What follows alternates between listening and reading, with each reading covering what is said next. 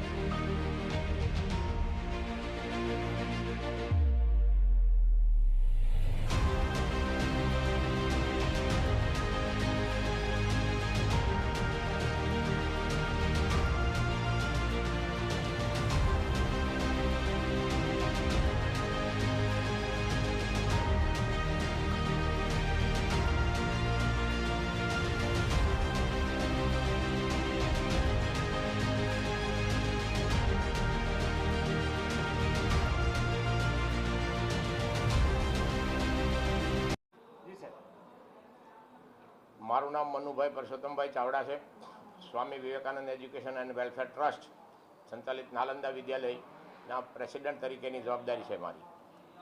ગઈકાલે સુરત મહાનગરપાલિકાના અધિકારીઓ કોઈપણ જાતની નોટિસ વગર, કોઈપણ જાતની જાણ કર્યા વગર અમારી આ ચાલુ સ્કૂલ પ્રવેશની કાર્યવાહી ચાલુ, એડમિશનની કાર્યવાહી ચાલુ, 200નો સ્ટાફ એ ચાલુ સ્કૂલમાં આજે સવારે સીલ મારવા આવ્યા અને સીલ મારી દીધું। સ્ટાફ અંદરનો સ્ટાફ અંદર અને બહારનો સ્ટાફ બહાર, કોઈ પણ જાતની જાણ કર્યા વગર આ સુરત ઝોનના અધિકારીઓ પોલીસ બંદોબસ્ત સાથે, પોલીસ સિક્યુરિટી સાથે આવીને બહાર લોક મારી દીધું। અંદરનો સ્ટાફ અંદર રહી ગયો, બહારનો સ્ટાફ બહાર। તમામ કાર્યવાહીને દાદાગીરીથી, માફિયાગીરીથી આ અધિકારીઓએ આ સંસ્થાને સીલ મારવાની કાર્યવાહી કરી છે।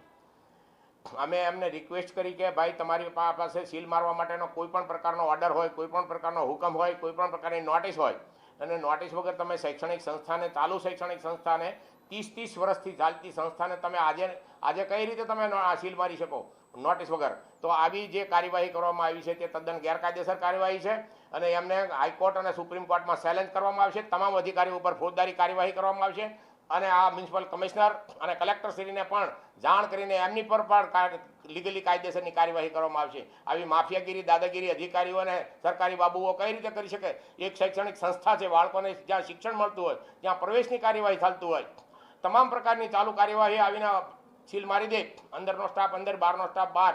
આવી આ ગેરકાયદેસર પ્રવૃત્તિ છે અને આ માફિયાગીરી છે। આવી માફિયાગીરી અધિકારીઓને ચલાવી લેવામાં આવશે નહીં, એના પર કાયદેસરની કાર્યવાહી કરવામાં આવશે। સખ્તમાં સખ્ત આવી કાર્યવાહીને વખોડવામાં આવે છે। જે પણ કોઈ પણ આવી સ્કૂલોને કે આવા ક્લાસોને જ્યારે આવી રીતે કાર્યવાહી કરવામાં આવી હોય એની અમે આજે કલેક્ટરશ્રીને અને કમિશનરશ્રીને આવેદનપત્ર આપવામાં આવશે। આ શાળા સંચાલક મંડળ સુરત શહેર અને સમગ્ર ગુજરાતનું શાળા સંચાલક મંડળ આ કાર્યવાહીને વખોડી કાઢે છે। એનું કારણ એવું એમણે બતાવ્યું કે તમારી બીયુ પરમિશન નથી। બીયુ પરમિશનની કાર્યવાહી અમારી પેન્ડિંગ ફાઇલ પડેલી છે અને પેન્ડિંગ ફાઇલ છે, એનું જજમેન્ટ અધિકારીએ લેવાનું નથી। એનું જજમેન્ટ તો આવ્યા પછી એને એ ગેરકાયદેસર કહી શકે। ગેરકાયદેસર કોઈ સંસ્થા નથી। તમામ પ્રકારની ફેસિલિટી છે, તમામ પ્રકારની સુવિધાઓ ઊભી કરવામાં આવેલી છે, કોઈ પણ ફોલ્ટ વગર છતાં પણ એમને આ સીલ મારી દીધું છે। દિવ્યેશભાઈ ચાવડા આજરોજ અહીંયા સુરતના પૂણા ગામ ખાતે પૂણા ગામની સ્કૂલોને સુરત મહાનગરપાલિકા દ્વારા કોઈપણ પ્રકારની લેખિત નોટિસ આપ્યા વગર કે લેખિત હુકમ વગર જે સીલ કરવામાં આવી છે સંપૂર્ણપણે ગેરકાયદેસર છે। અમારી તમામ શાળાઓ મહાનગરપાલિકાના કાયદાથી કાયદેસર છે, ફાયર સેફ્ટી એનઓસી ધરાવે છે તમામ શાળાઓ। તેમ છતાં આ જાડી ચામડીના અધિકારીઓ હાઈકોર્ટમાં સારું દેખાડવા માટે થઈ અને માત્ર પોતે કામગીરી કરતા હોય એ દેખાડવા માટે થઈ અને શાળાઓને જ્યારે સીલો કરવામાં આવી છે પૂણા ગામની, ત્યારે આ પૂણા ગામના શાળા સંચાલક મંડળે આજે નિર્ણય કર્યો છે કે જ્યાં સુધી તમામ શાળાઓના સીલ એક સાથે મહાનગરપાલિકા નહીં ખોલે ત્યાં સુધી અનિશ્ચિત મુદત માટે તમામ શાળાઓ બંધ રહેશે અને આવનારી 9 તારીખથી જે સત્ર ચાલુ થવાનું છે એ સત્રમાં બાળકોની ભણાવવાની જવાબદારી, સંપૂર્ણ જવાબદારી સુરત મહાનગરપાલિકાના મ્યુનિસિપલ કમિશનર અને કલેક્ટરશ્રીની રહેશે. સીલ મારવા વિશે એમણે COR તમારી મંજૂર ના હોવાનું કારણ દર્શાવ્યું છે, પણ હાલ ગુજરાત સરકાર જ્યારે ઇમ્પેક્ટનો કાયદો લઈને આવી છે અને અમારી ઇમ્પેક્ટની અરજીઓ પેન્ડિંગ હોય, COR ગેરકાયદેસર ગણી શકાય નહીં. માત્ર ને માત્ર અધિકારીઓ પોતાની કામગીરી દેખાડવા માટે થઈ અને આવા મૌખિક કોઈ પણ પ્રકારની લેખિત સૂચના વગર આવા નાટકો કરી રહી છે. आगे की जानकारी के लिए बने रहे देखते रहे स्टार न्यूज नेटवर्क. जय हिंद, जय भारत.